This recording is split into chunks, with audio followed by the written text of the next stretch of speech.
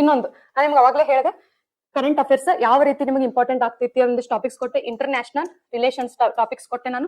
So international relations ಅಂತಂದ್ರೆ main international organisations, summits, okay, ಆಮೇಲೆ ಇದೆ tiger biosphere reserves in India, ಆಮೇಲೆ UNESCO world heritage sites, ಇವೆಲ್ಲ international relations ಒಳಗಡೆ link ಆಗ್ತಾವ್ರಿ. So ಇವೆಲ್ಲ ಚೆನ್ನಾಗಿ ಓದ್ಕೊರಿ. ಎಸ್ಪೆಷಲಿ ಬಂದ್ಬಿಟ್ಟು ಇಂಡಿಯನ್ ಆರ್ಮಿ ರಿಲೇಟೆಡ್ ಏನು ಡಿಫೆನ್ಸ್ ರಿಲೇಟೆಡ್ ಬಂತು ಅಂತಂದ್ರ ನಿಮಗ ಎಕ್ಸಾಮಿಗ ಹೈಲಿ ಇಂಪಾರ್ಟೆಂಟ್. ಫಿಕ್ಸ್ ಅಂದ್ರ ಫಿಕ್ಸ್ ಏನಿರ್ತದೆ 2 to 3 ಕ್ವಶನ್ಸ್ ಫಿಕ್ಸ್ ಬರ್ತೈತ್ರಿ ಡಿಫೆನ್ಸ್ ರಿಲೇಟೆಡ್. ನಿಮ್ಗೆ ಯಾವ್ದೇ ಎಕ್ಸಾಮ್ ಕ್ವಶನ್ ಪೇಪರ್ ತೆಗೆದು ನೋಡ್ರಿ ನೀವು, ಬೇಸ್ಡ್ ಆನ್ ಮಿಲಿಟರಿ ಎಕ್ಸರ್ಸೈಸಸ್ ಆಗಿರ್ಬೋದು.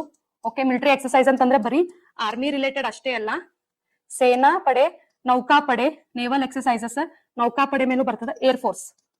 Okay, air force.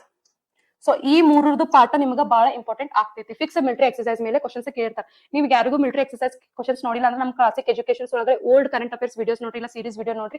ಆಲ್ರೆಡಿ ಏನಾಗೈತಿ, ಟಚ್ ಇರ್ರಿ, ವಿಡಿಯೋಸ್ ಜೊತೆ ಟಚ್ ಇರ್ರಿ, ನಮ್ಮ ಕ್ಲಾಸಿಕ್ ಯೂಟ್ಯೂಬ್ ಚಾನಲ್ ಜೊತೆ ಟಚ್ ಇರ್ರಿ, ಕನೆಕ್ಟ್ ಇರ್ರಿ. ನಿಮ್ಗೆ ಏನಾಗ್ತದೆ, ಈ ಸೀರೀಸ್ ಕ್ಲಾಸಸ್ ನಿಮ್ಗೆ ಸಿಗ್ತಾವ. ಸೊ ಈಗ ನೀವು ಒಂದ್ಸತಿ ನೋಡ್ಕೊಂಡ್ ಬಿಡ್ರಿ, ಯಾರು ನೋಡಿಲ್ಲ ಒಂದ್ಸತಿ ನೋಡ್ಕೊಂಡ್ ಬಿಡ್ರಿ. ಸೊ ನಿಮ್ಗೆ ನೆಕ್ಸ್ಟ್ ಬರೋ ಕರೆಂಟ್ ಅಫೇರ್ಸ್ ಗೆ ಹೆಲ್ಪ್ಫುಲ್ ಆಗ್ತೈತಿ. ಸೊ